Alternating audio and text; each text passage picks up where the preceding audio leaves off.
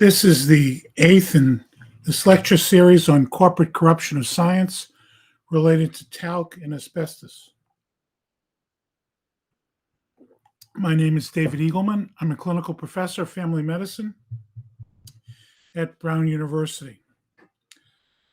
This talk will be on Avon, what it knew, when it knew it, and what it didn't do about it, with respect to the presence of asbestos in its talc products. Avon had many products with different names that were contained primarily cosmetic talc. Of course, they had access to the classic textbook on mineralogy written in 1898 that indicate that talc was formed from charmolite, asbestos, and that it contained talc deposits contained asbestos in the form of actinolite, specifically noted here. In the early 1970s, with press coverage in response to press coverage about the presence of asbestos in talc due to the release of results from the Mount Sinai lab, finding asbestos in several talcs on the market, Avon contracted with a geologist in New York at Columbia University, Dr. Yimpa. And he gave them a report indicating that chrysotile, an abundant form of serpentine, which was harmful, were very similar to talc. Because of the similarities between talc and asbestos, there's always a strong possibility that asbestos may be found in any given talc deposit. That's in any given talc deposit. Furthermore, there's no guarantee that the mineralogic composition of a given vein will remain constant throughout that vein.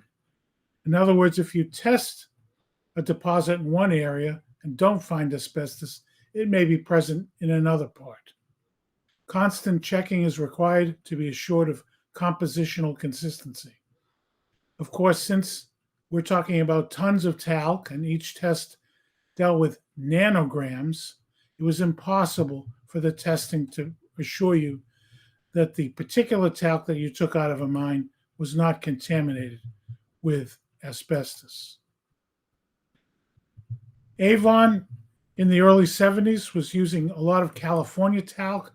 California talcs are probably the most dangerous talcs in that they have the highest percentage of asbestos in them. In particular, they used the Grantham mine in Death Valley, California. And they use it in several of their products. Topaz, Unforgettable, Cotillion being examples. These are the formula codes given the name of the talc or the number of the talc they used. And if you go back, they had their own numbering system. But these can all be tied to Supreme 325, which was the commercial talc that came out of Death Valley, shipped to the Pasadena plant of Avon for manufacture into those previous products. Again,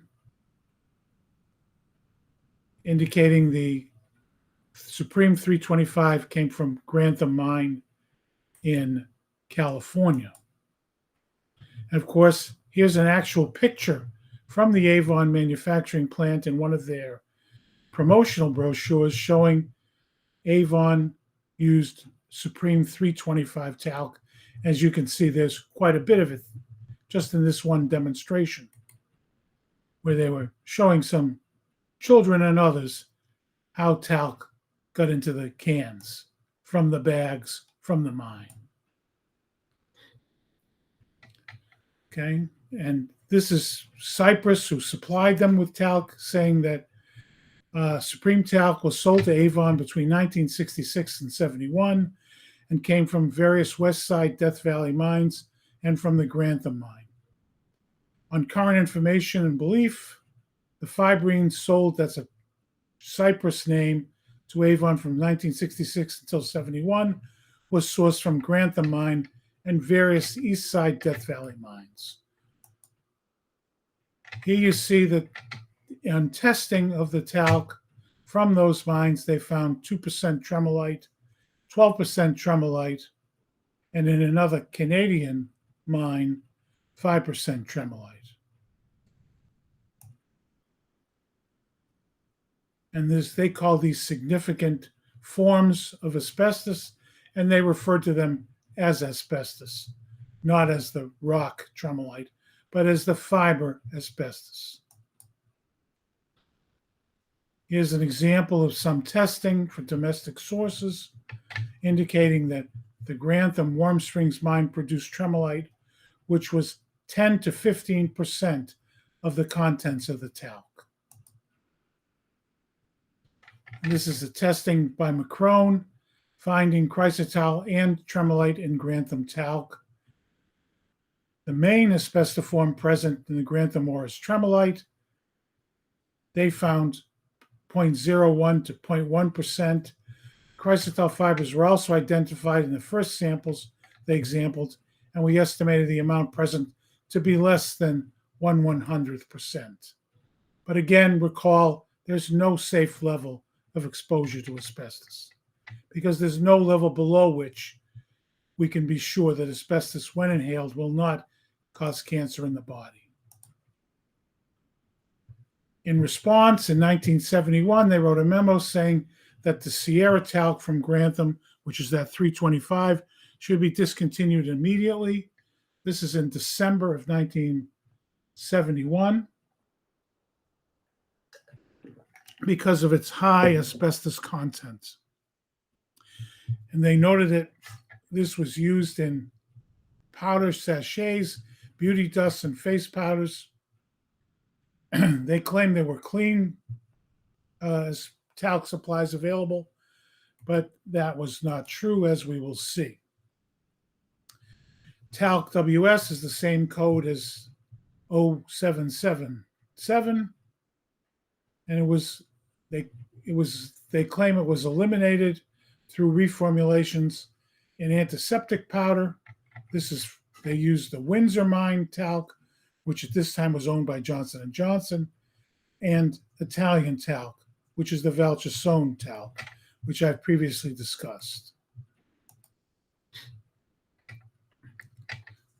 Again, chrysotile was found in other testing of the Warm Springs, Death Valley, California mine. They found it to be an objectionable level. They claimed that the rumor was that the FDA was going to find 1% acceptable. That wasn't true in the first proposed regulation. Of course, FDA never regulated the presence of asbestos in talc, but they did propose a regulation. They proposed 0.01% chrysotile and 0.1% tremolite as acceptable levels. But those regulations were never finalized due to opposition from the companies, and the companies were allowed to self-regulate.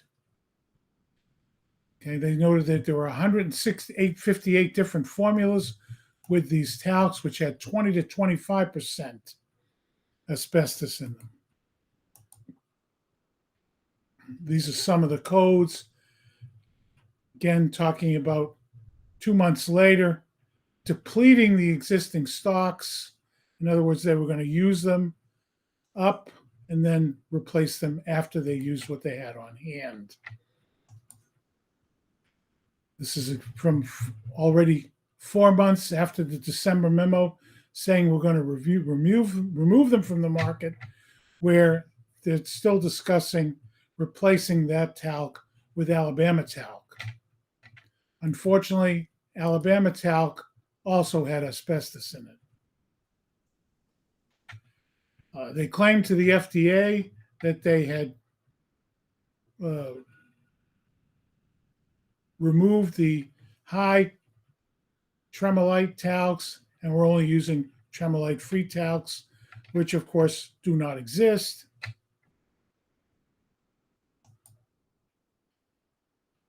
And here's an example of one of the replacements where they found some tremolite in a replacement talc. And this is already a year, 2 years later, really, or a year and a half later. So the replacement talc contained asbestos. They also tested their competitor products, J&J and Menon bath powder.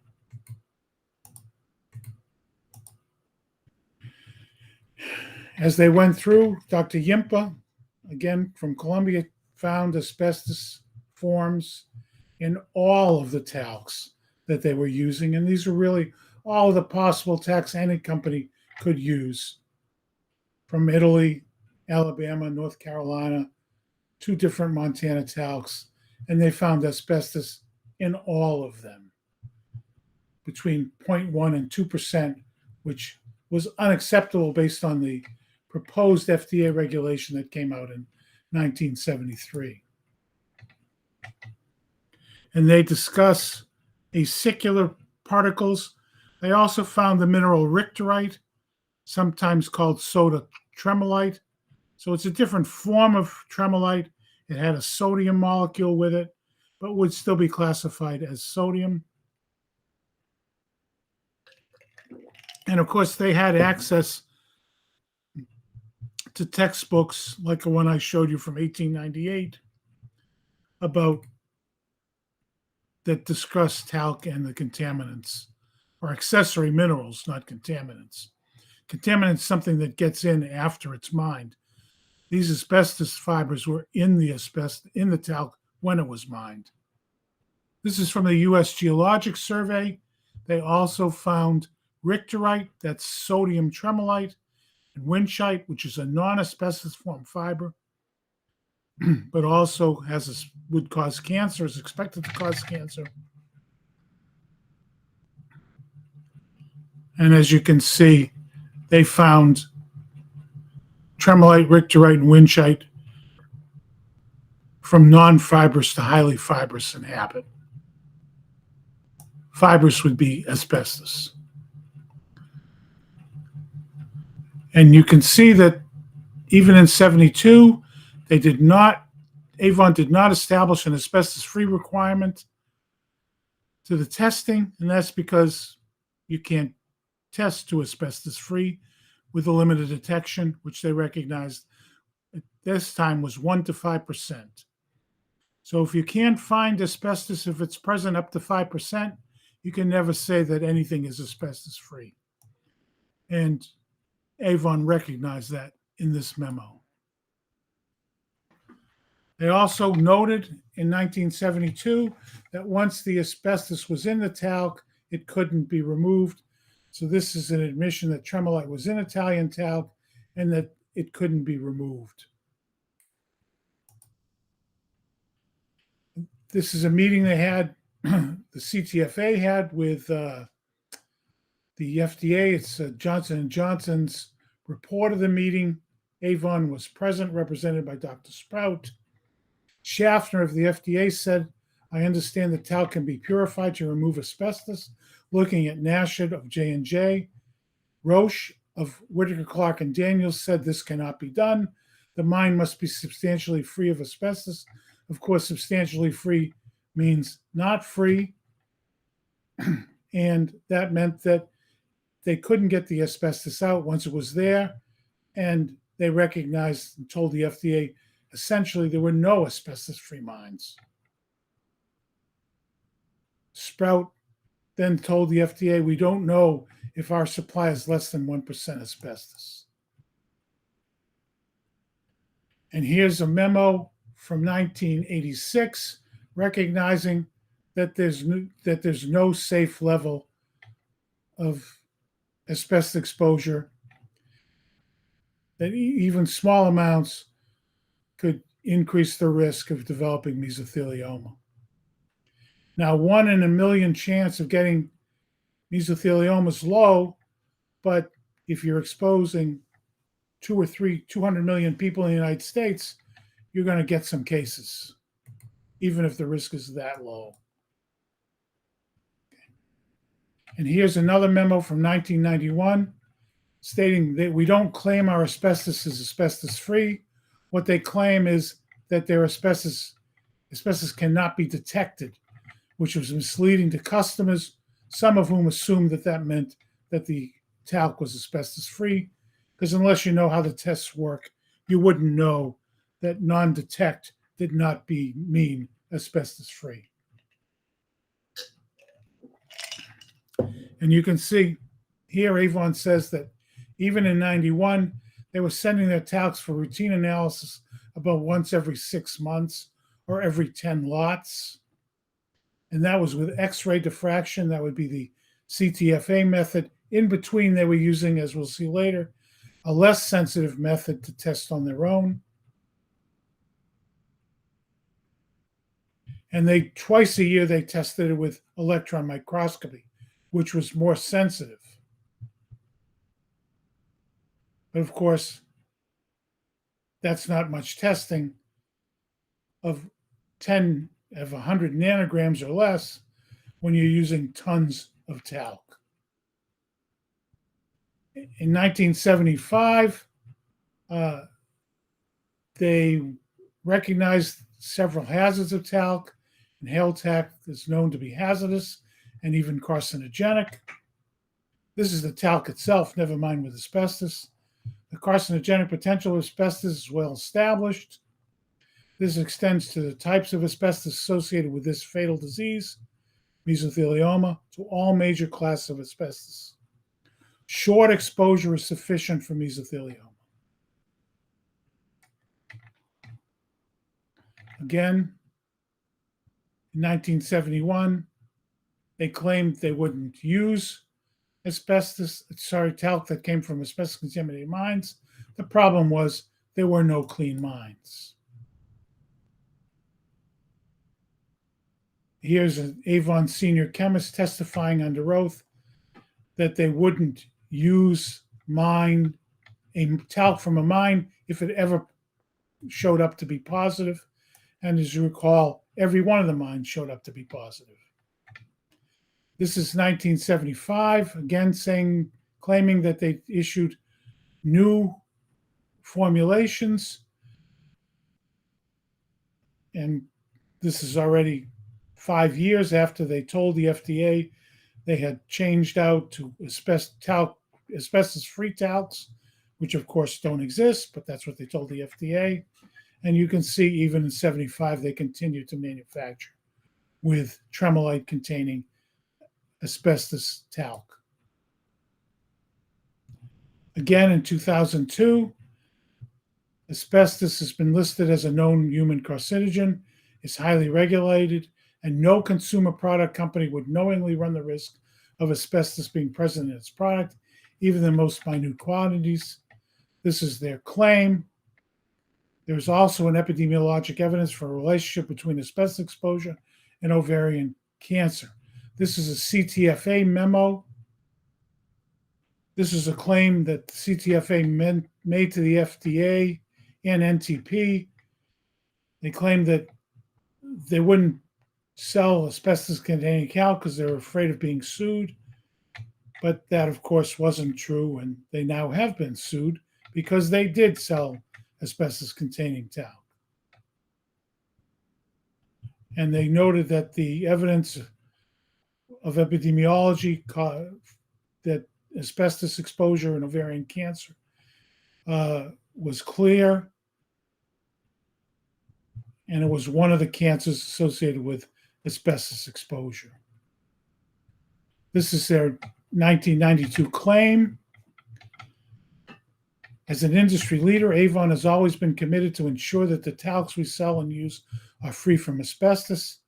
In fact, utilizing modern state-of-the-art methods of analysis, Avon complies with the Food and Drug Administration guideline that cosmetic talc must be free of detectable amounts of asbestos. The FDA never issued any such guideline. nor did the FDA ever approve the CTFA method. They just allowed the companies to use that method. Avon vendors are required to analyze their talcs and meet our stringent requirement before they can sell to us. Well, as you saw from the previous memo, that was once or twice a year. One out of every talc receipts. Now, talc receipts would be tons of talc. No talc is sold even if a single asbestos fiber is detected. Obviously, I've shown that's not true. Avon claimed it had a zero tolerance policy for asbestos. In its sworn interrogatory answers in litigation, but that wasn't true. Here's some positive tests. These are some early tests from the 1971 period where they find tremolite asbestos in many of their talc products. All the talcs then supplied them, in fact. And here again, all of the talcs they were using from all of these mines contained asbestos. So if they were going to follow the policy that they said they followed, which was never use talc that came from a mine that had been found to contain asbestos, they would not have been able to sell talc at all. They could have sold, of course, cornstarch, which was an available and used substitute for talc, but they never did during this time period. Again, this is 1% tremolite in one of the, quote, cleaner Italian talcs that they substituted for the California talc. Of course, in some tests, the Italian talc came up negative, but they knew that different parts of a mine would have different results. And this is based on a test that was not sensitive. It could not find asbestos at less than 5% concentration. And here's some of the talcs containing over 1% tremolite.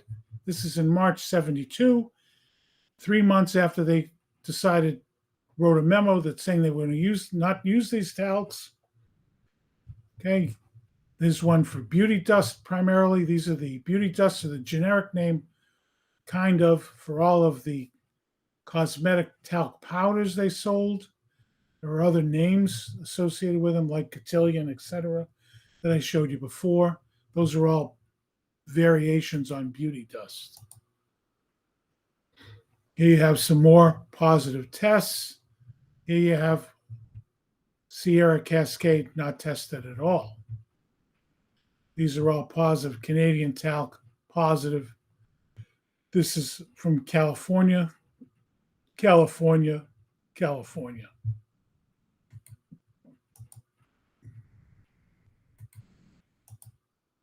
More positive tests. This is the FDA testing Avon Tywin spray talc in 1972, and the FDA found asbestos in 10 to 20% content of Avon's talc. And of course, FDA did nothing about it. Testing done for by Macron for Avon, found the same. 10% tremolite was fibrous.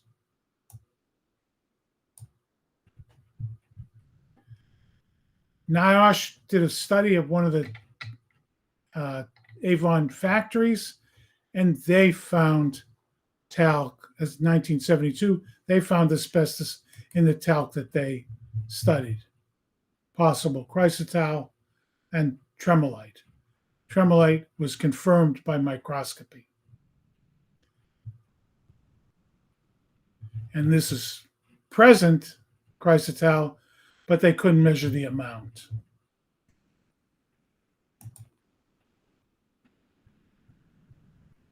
Here's a 73 memo.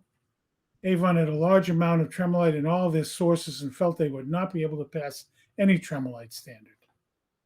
In the course of discussion, he volunteered they were not buying any product from Vanderbilt. This is a Johnson & Johnson memo summarizing a conversation with Avon.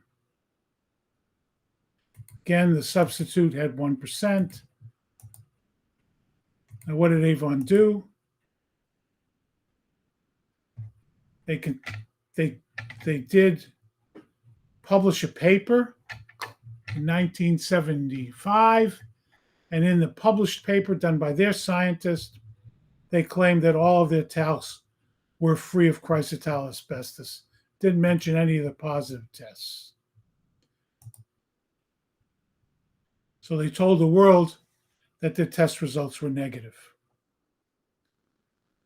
And then they wrote to the FDA in March of 76, along with all the other members of the CTFA Talc Task Force, and claimed that test results since 1974 were negative, that tests in 73 were negative, and they never reported to the FDA the positive tests.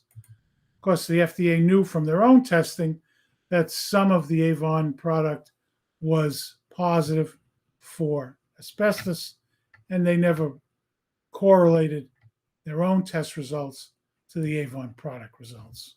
The left hand at the FDA did not know what the right hand knew. Okay? And this is an example of the intermittent testing done between every 6-month period.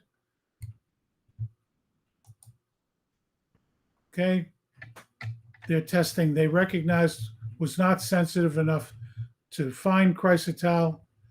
And this is IR is a very insensitive, that's infrared method. Nobody else used that method at this time. It's because it was limited to tremolite and was not sensitive.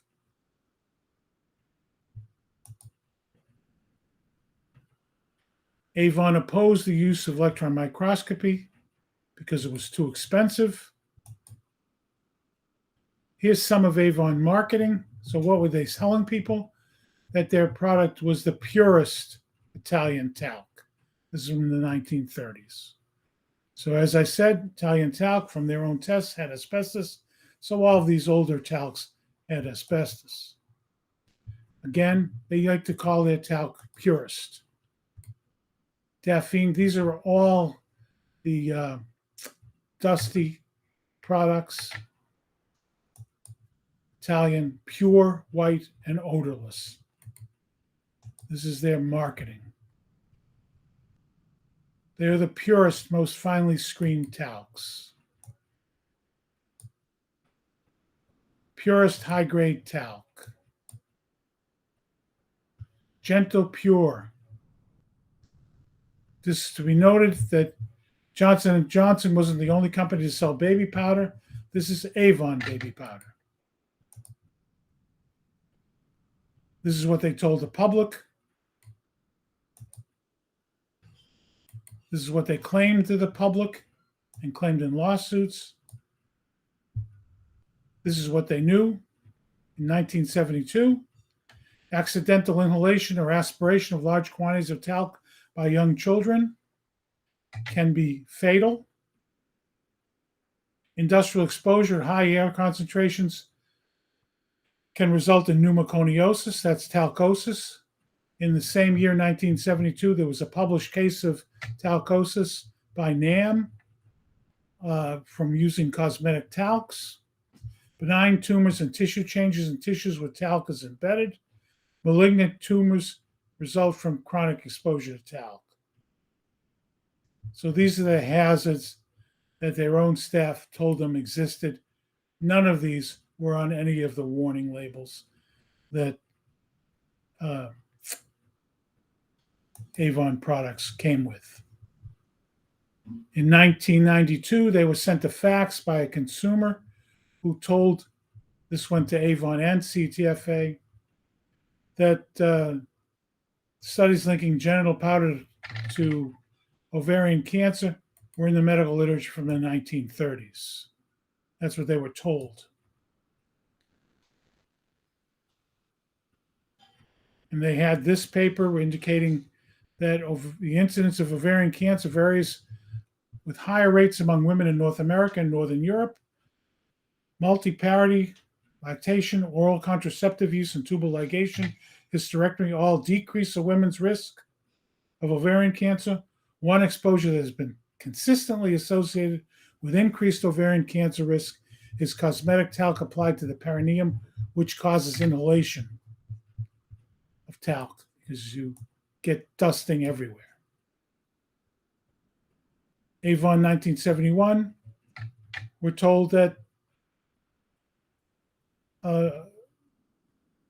talc could cause lung disorders.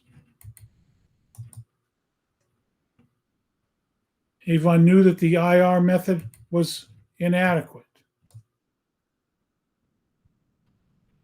Nonetheless, they adopted the IR method internally.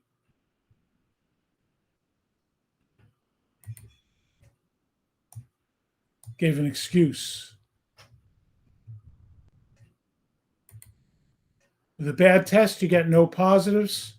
So I don't have many positives to show you after the early time period that we went through because the testing was inadequate. Okay, and this is NIOSH's inspection of the talc manufacturing facility. They found tremolite asbestos in the talcs that Avon was using. It's 1972. They found tremolite and chrysotile, and they said the workers should be given routine x-rays. Again, they knew the asbestos couldn't be taken out. In another memo in 1972, they said that their talcs were dangerous. This is the 1972 memo. And as you can see, this is the memo saying they should take it out, stop using it, but they didn't stop. They replaced it with another talc that contained asbestos.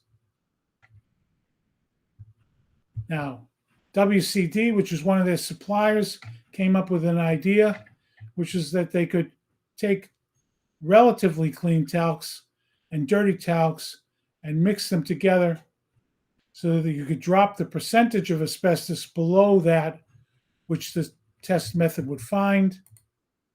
And so they did that. So many of the other talcs may have been were probably contaminated, or certainly some were contaminated. But the tests wouldn't show because they diluted the talcs with relatively clean talcs. This is Avon telling the FDA that they were using tremolite-free talcs, using X-ray diffraction.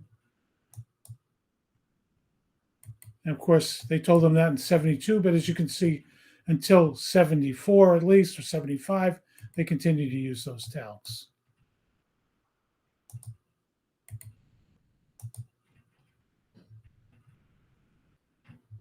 Here's a test that's positive in 1976. Shortly after they told the FDA all their test results were negative.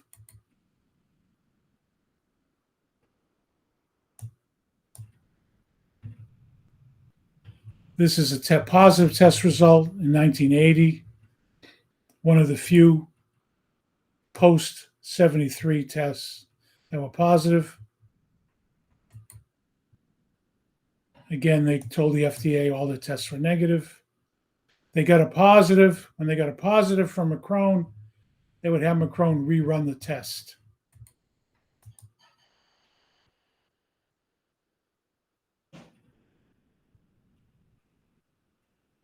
This shows that Macron test results were not accurate. They sent the test to Macron, sent some talc to Macron. Macron said there was some tremolite, but it was non-fibrous. Then they tested it themselves, and they found it to contain tremolite. This is Pfizer, which ran some of the Grantham mines in the early 70s. noting that their tests found that it had a fiber content of between 1 and 5% tremolite, and that was 0.1% fibrous tremolite, which is asbestos. Avon knew conventional microscopy could not detect chrysotile. Chrysotile fibers are too small to be detected by conventional optical microscopy.